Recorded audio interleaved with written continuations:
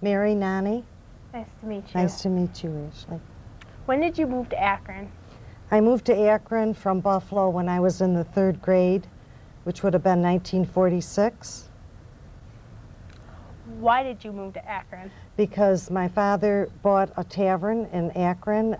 It's now the filling station, and it used to be Randazzo's Tavern.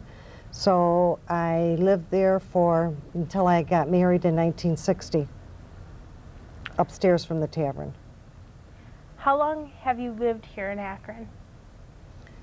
Let me see. Since 1946 until 1960. Years. I don't know how many years it is. You sit on your occupations. First of all, let me ask what your occupations was. I'm retired. I was the assistant treasurer for the credit union, Clarence School Credit Union. Okay, and to continue with that, what does the CCS stand for? Clarence Central School, Federal Credit Union. How long did you work there? 34 years.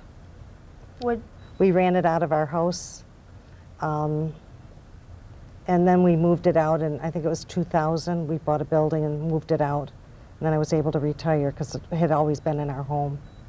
What did you do there? Ran the credit union, did everything. Like it's like a bank. We, had loans and savings accounts and home equity mortgages, credit cards, same things the banks have. Okay.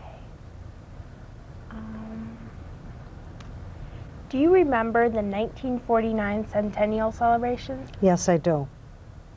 Could you tell me, what happened during the Centennial? Well, I can tell you, I went on the peanut ride with my sisters. And I remember my mother packed us a huge lunch, and we were little, and I didn't want to carry that bag of food around with me the whole day, so we quickly ate everything. And then by the time supper came, we were starving, we were sick, we were so hungry. And I remember people on horseback coming up and robbing the train. It was an all-day affair.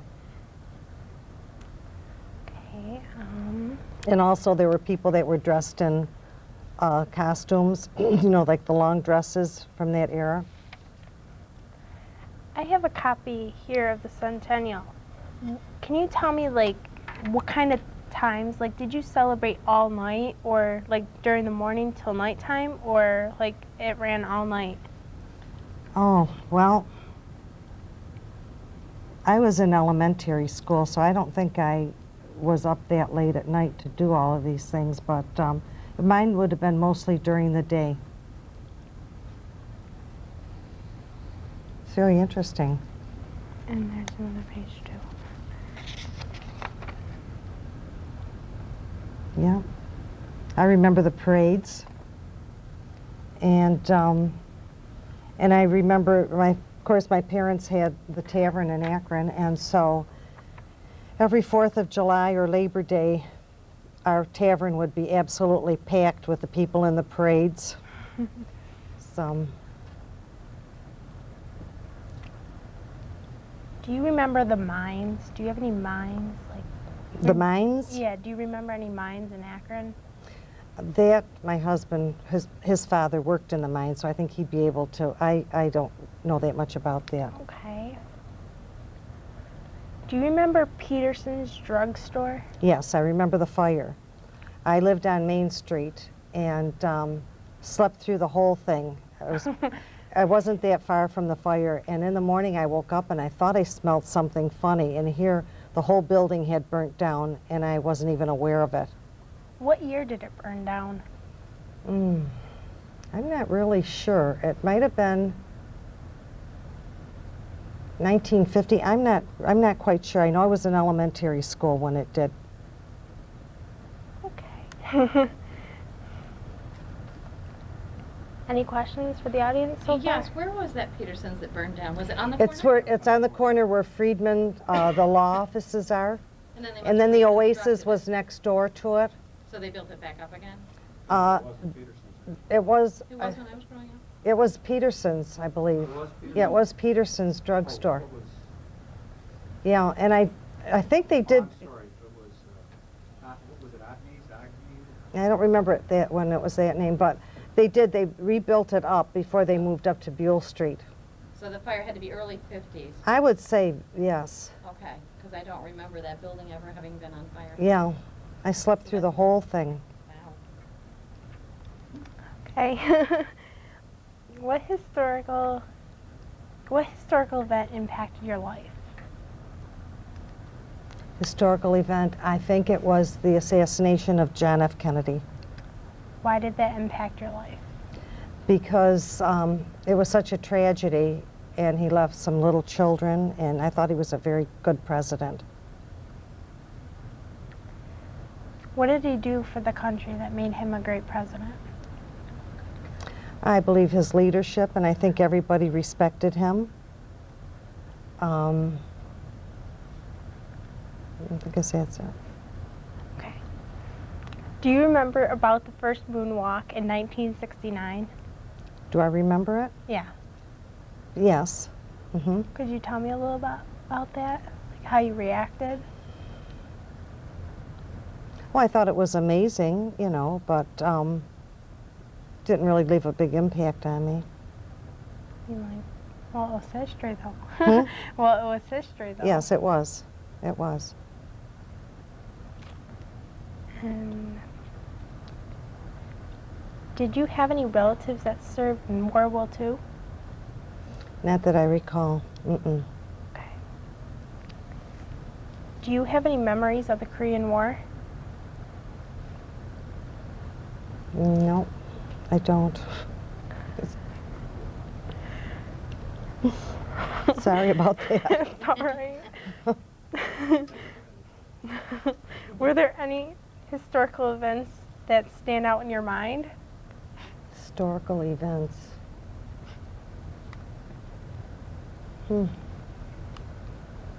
Nothing that pops out. Do you have any relatives in the military? No.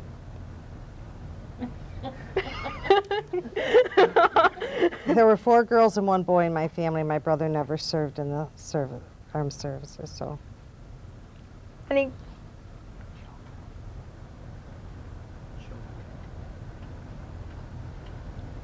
What? What our children are doing? Oh, could you tell us what your children are doing and how many children you have? I have 4 children. My oldest, and all 4 graduated from Akron Central School. My oldest son, Louis, who's 41, is assistant vice president of Notre Dame. And he is, I don't know exactly what his title is, but he does the fundraising. And then my daughter, Michelle, just became an EMT. She's 39. And she's going to go back to school for physician's assistant, but she was an activist. She worked for Greenpeace, scaled buildings, hung over a bridge for 9 hours, and led an exciting life. She was arrested 3 times, which I was very upset about, but my children were very proud of her. And then my son Christopher, who's 37, is an associate principal of a Spanish school in Chicago. And then my son Michael, who's 32, is a teacher in Boca Raton, and he just got his master's degree in administration. Wow, congratulations. Thank you. Any questions for the audience?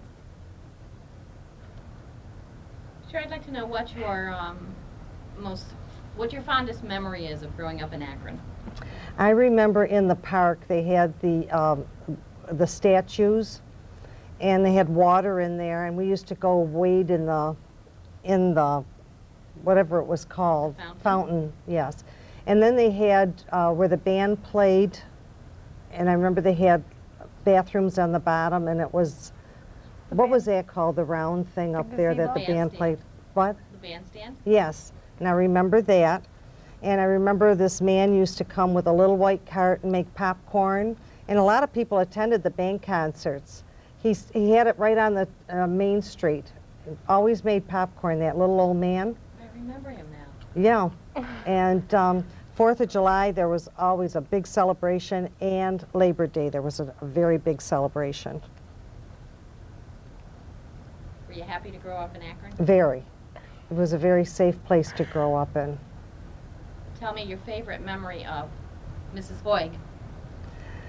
Oh, Mrs. Hoig taught us a poem that I shared with Nancy once.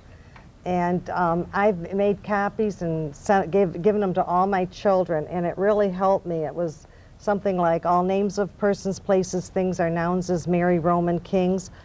Let me think. All names of persons, places, things are nouns as Mary, Roman kings. Pronouns are used in place of nouns. You know she sings, they work, he frowns. When the kind you wish to state, use adjectives as small or great. But if manner you would tell, use adverbs such as slowly, well. To find an adverb, this test try, ask how or when or where or why. Prepositions show relation as with respect or in our nation. Conjunction, as the name implies, are joining words. They are the ties which bind together day and night, calm but cold, dull or bright. I can't remember. I can't remember the rest, but that she taught me that. But I'll tell you, that's helped me all along in my school. Very with good. Francie would be so proud of you. Oh, wouldn't she? Oh, she would. I'm embarrassed that I don't know it. Oh. Oh. Any more? And another memorable, I remember, was Labor Day. The day after Labor Day, the teachers would all gather down in the, well, they would gather at the school, and then she would have some girls come and serve coffee, and they'd have a luncheon down there. And for several years, I was one of the girls. Well, couple of my girlfriends and I fell in love with the guys that put up the rides in the park. And we were down there, and we were just watching them to take the rides apart and everything. And Mrs. Brusky, who was the home ec teacher, she came in the car and picked us up, and she gave us such a lecture about those boys. It was the last time we did that. Oh. So you actually listened to your teachers? Yes, we did.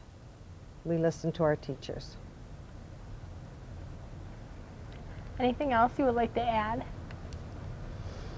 No, not really. I think I wasn't very good at this, but I had some of my memories. You did very good. Oh, well, thank you very much. Home was great. Well, if you guys want a copy of it, I have some at home. Maybe I can give them to you. Or Nancy, you've got a copy of it. I do. I still have it. Yep. Yeah. Yep. I can get that for them. Well, thanks for coming. You're I very really welcome. enjoyed having you here and talking to you. And Thank it was you. a pleasure meeting you. Nice to meet you, Thank too.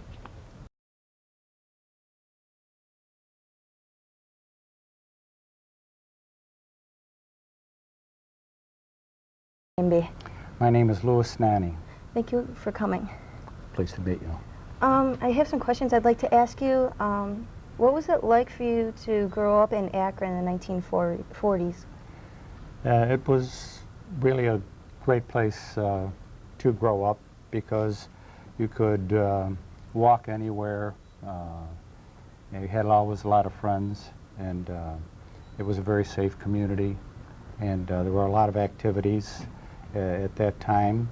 4:30 detention will be held in room H205. 4:30 detention will be held in room H205. Main Street used to be the gathering place for kids when we got a little bit older. We had things like Cub Scouts and Boy Scouts, which were active organizations at that time. Do you have any brothers or sisters? I had 2 brothers and 2 sisters. Did you do any activities with them? Did you hang out with them a lot, or? Actually, we did a lot of things as a family, but not organized activities.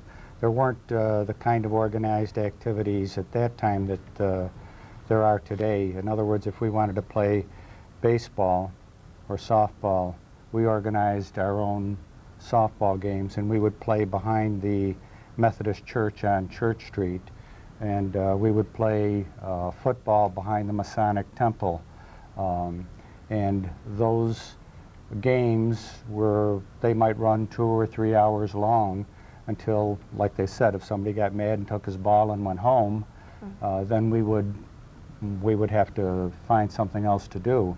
But you were responsible for organizing your own activities. You didn't have a Little League baseball or any kind of organized thing, so that if one day you wanted to go fishing or something like that, somebody'd get the idea, and the next thing you know, they'd be gathering the fishing poles and you'd be down at Murder Creek fishing. Or so you pretty much were responsible for putting your own activities together, and just like I'm sure it is today, you'd have different groups or cliques of friends that you would do different activities with. Yeah. What did your parents do for a living? My father came to this country as an immigrant, and then he went back, and when he became a citizen, then he went back to Italy and married, at that point would be my mother, had 2 children, and returned to this country. And then my mother and my 2 brothers came to this country, and he worked in the mines. He worked first in Oakfield, then we lived in the company houses on Bloomingdale Avenue. He worked in the mines there. He worked also in the mines in Clarence. And so my mother just, at that time, was working, raising the family during World War II. She worked at Bel Air craft plant, where a lot of women went to work during the war. Did you know anybody who was in World War II, either family or friends? Well, my uncle, I had obviously relatives. I know a lot of people from Akron that were in the war during World War II. Just to mention, Pat Milani was my neighbor from across the street. He was a prisoner of war. My uncle, who was in the Italian army, was 5 years in the army. He was in the Russian front. Of course, we were fighting against the Italians at that time, which made it a little bit difficult for Italian Americans, at that time. So while he was fighting against the Russians with the Germans during World War II, my grandfather, who was in Italy at that time, was sheltering a British flyer who had escaped from a prisoner of war camp in Italy. So, yeah, I do know some people involved in the war. What was it about the Korean War that affected your life?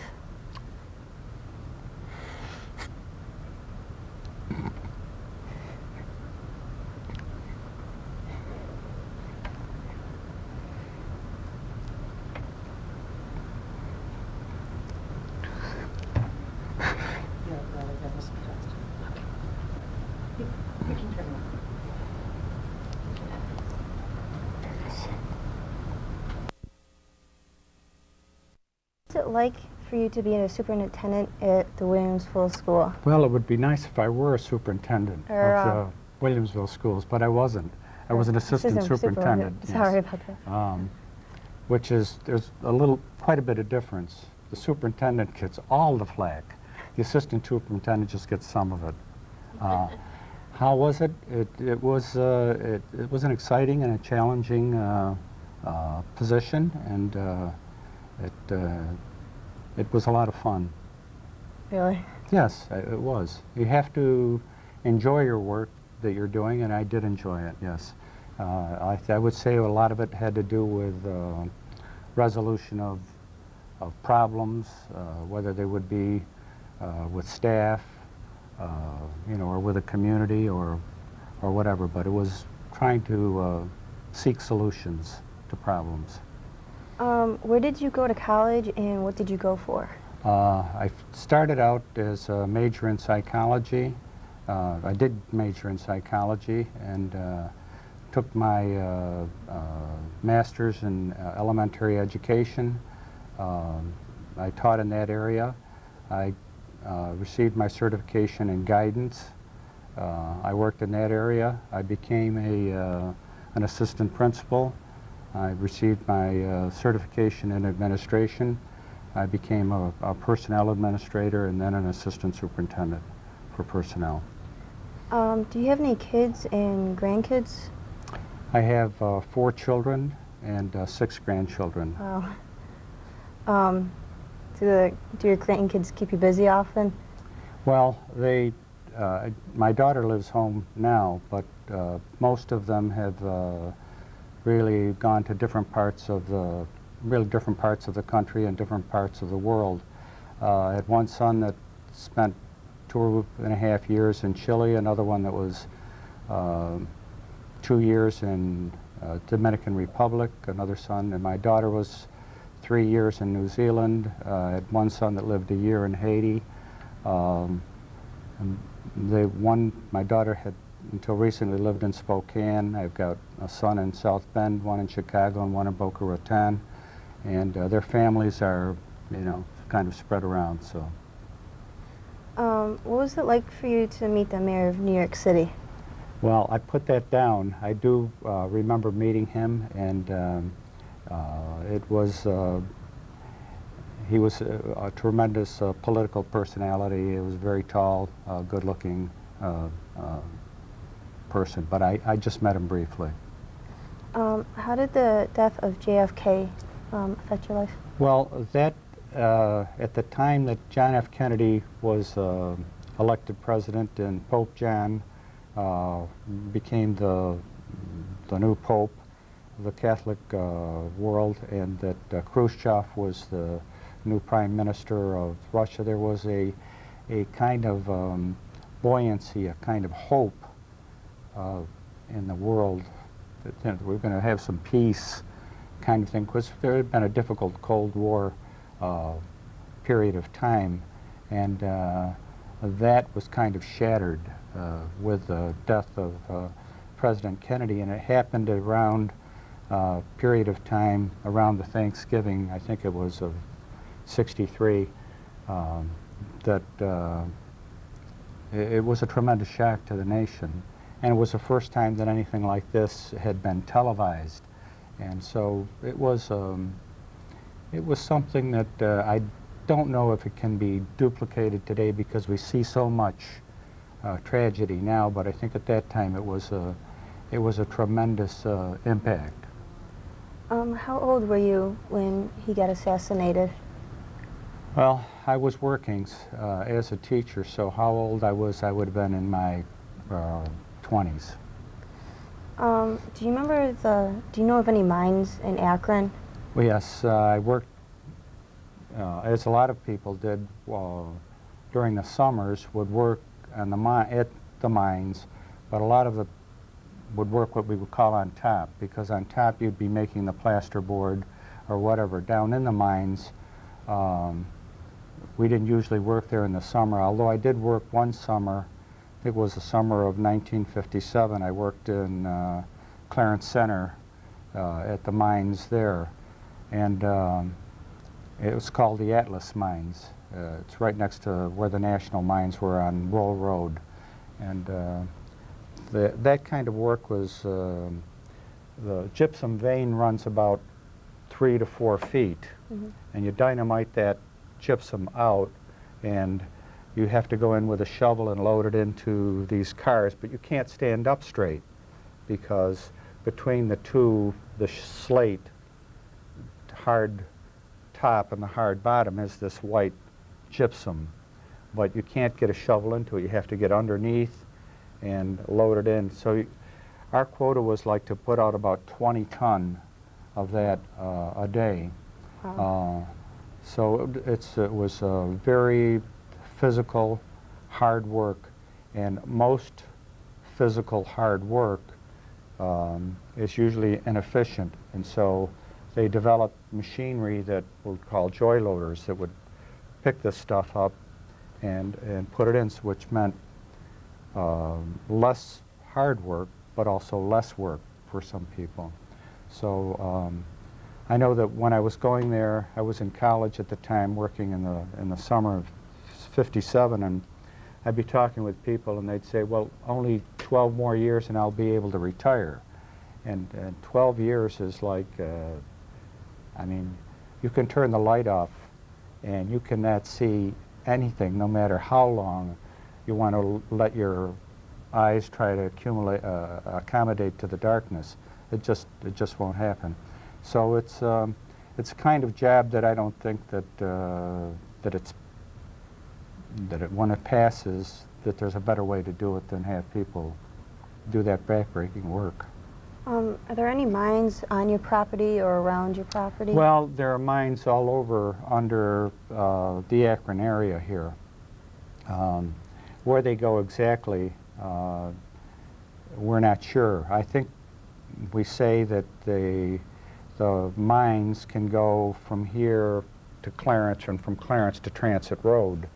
And you hear a lot of, when they build houses, they say, well, these mines are going to collapse.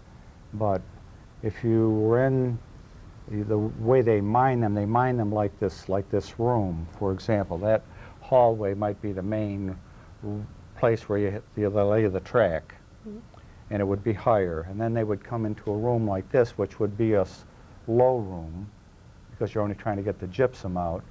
And then they would leave these walls all around so that they were very wide, so that the whole thing is not going to collapse. So I think from what I saw, they'd be pretty hard for looking at it from underneath, that a lot of them are going to collapse. But every once in a while they do get a sinkhole or that kind of thing, and someone says this ground is not safe. But these mines have been here for many years, and there have been very few instances of the ground collapsing. You did have that situation with the salt mines in York, New York, where they had a great problem, but those are big high ceilings and big rooms, and I just don't see it as much of a problem. And the other thing is that the mines filled with groundwater is another thing. They're not hollow or empty, kind of. How high would you say the mines were from floor to the ceiling? Well, again, as I indicated, where the vein is, where the gypsum vein, it could be 3 to 4 feet, meaning a person cannot stand up straight and shovel in that situation. The only way to be straight would be to lie down. Once you take the gypsum out of these, they have low cars, very low, and you load that up, then you have to push it out by hand to the main railway, and there would have, and then you'd load up your cars, like 10 cars. There'd be like 2 tons to or a ton and a half or 2 to a car. And when you get them out there, then the fellow, I can't remember the name of the vehicle, would come around and connect those and take those to the chute, and that would be carted up out to the top, crushed, and that would be the ingredients for the plaster board or for whatever you needed at that point. What was your first job that you had? Well, again, as I indicated, probably the first thing that we did was my father used to spade a garden that was probably 200 by 500 feet or something. It was enormous. He'd spade it by hand, plant 100 tomatoes, peppers, corn, whatever. And one of the things that we would do was we would take that basket of goods, and we would go around to knock on doors and ask people if they wanted to buy some tomatoes or cherries or whatever. So that's probably the first thing, and then that I can remember doing, and then bringing that kind of money home. Probably maybe the first job after the job that I had after that probably would have been as a paper boy, delivering papers here on Bloomingdale Avenue, Akron, John Street, Ahoy Avenue were part of my route. Then usually after that there was a bowling alley, Kelly's Bowling Alley on Main Street, and they used to have 2 bowling shifts. Usually the early shift was from 7 to 9, and the other one was from 9 to 11, and you would get 10 cents a game. You'd stick pins. They'd knock the pins down, and you take the bowling ball, return it, set the pins, set it up again, and you'd get 10 cents a game. So if you could make $3 a night is what you'd be able to make. And then by the time that was done, 11 o'clock, 11:30, by the time you got home, and then you come to work the next day, or come to school the next day. I mean, because everybody smoked at that time. There wasn't like it is today, and you'd have, your clothes would smell of smoke, and it was, but we didn't think anything of it at that time, because if you wanted to make a little bit of money, that's what the kind of thing that you did. What was school like for you? School? I've always liked school. It was, for school, it was, I thought it was interesting. I liked learning, and it was, for me, it was fun. Did you have to walk to school? Always walked to school, and at that time, it isn't like it's tight schedule that you have today. We used to have, like, I think, 45 minutes. So I would go home for lunch, and and then come back, and then they would either have music, if the weather was bad, in the old auditorium, which is your cafeteria now. They would have dancing on the stage. They used to have the basketball court. They'd have intramurals for the middle school or junior high school or elementary kids. And in good weather, you would walk all around the campus. You'd be up on the baseball field or the football field. It was, in that respect, it was very much relaxed. And sometimes, if it was really a nice day, you just didn't come back after lunch. So. How far was it for you to walk from your house to school? Well, when I lived on East Avenue, we used to walk across the back of the property, across the ledge. Where on East Avenue were you? 79, Kalenko's house. When we lived there, we used to walk what we called the path. And the path was really the old railroad bed. It's covered over now, but we used to walk that way to the school. And when I lived on Hoyg Avenue, which is down by Fort Gum, that was also a short walk. So never really lived very far away from the school. Did you have many friends that you hung out with from school or around town? Well, I think that might be one of the advantages of being in a small town, living in a small town, growing up, is that you make a lot of friends in life. You make them in elementary school and high school. You go to college, you have friends. You go to work, you have friends. But in a small town, you're able to retain the friendship of your elementary friends that are still here, your high school friends, which I see with a lot of people. They'll move away and they lose contact with that part, with those kinds of friends. So I still have friends from high school and elementary school that I grew up with here in Akron. Really? Any questions? Will we tell them about the time, the potato mines? We took the kids up there, and then shortly after that, they discovered the body. Somebody had killed a boy and buried him. In the potato mines. I don't know if what we talk about are the potato mines, are really the old cement mines that you would find if you go up East Avenue, past, well, I guess it's right about where they have that ice cream place. I'm not sure what the name of it is now. D&D. D&D. Across the street from there, if you go back toward the ledge, there are some caves that were the old cement mines, and those are still open, and they pretty much did it the same way as I'm talking about, except they were pretty much above ground. They would dynamite the rock and then push it out, or they had mules that would bring the rock out to the road. But then when that was no longer profitable and they just didn't work those mines anymore, the farmers would, because usually in the mines, the temperature is stable around 60-some degrees, whether it's summer or winter or whatever. So it's good for storing potatoes because they don't sprout, it's not too warm. And so farmers would store their potatoes in there. So that's how it got the name the potato mines.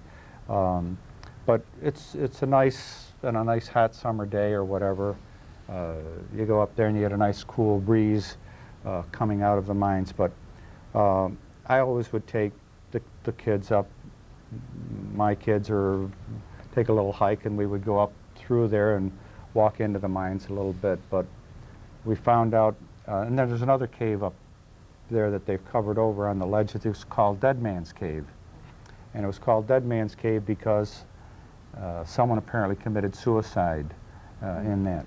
But maybe they should have changed the names because in the potato mines, apparently one of our Akron citizens was involved in, I guess, in a theft ring of some sort with someone, and was afraid that that person was going to tell on him, and I don't know what they were doing, but anyway, he left him back in the mines, and I guess he was there probably a couple of years before the girlfriend was afraid the same thing was going to happen to her, and so she happened to tell the story, and they went back there, discovered the remains, and the person is in jail now. So maybe the potato mine should be called Dead Man's Cave, and the other one is blocked off now. So Interesting.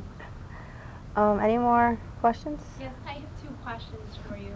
My first one is, where did your parents immigrate from? beg your pardon? Where did your parents immigrate from? You said your parents came from... My parents immigrated what country? Yes. My mother and father and brothers were born in Italy, in a small town about 60 miles from Rome. And then the second question is, where did they get the diamond from? You have to repeat that. Where did you get the dynamite from for the caves? Where do we get the dynamite for the caves? The dynamite, I still have the wooden boxes for the dynamite, and it's DuPont, and DuPont is a big name in chemical and made millions of dollars as a result of using dynamite. That's all I know about where it came from, but myself as a person who worked shoveling, never got to handle the dynamite. The dynamite was handled by the miners, and the miners at the end of the shift would drill the holes. In fact, they'd be drilling holes all day long, and they would pack those holes with dynamite. And as we were walking out at the end of the shift, they would set them off, and you would feel it shake and rumble as they were caving in for the next day the amount of gypsum that you were going to be able to load up. So.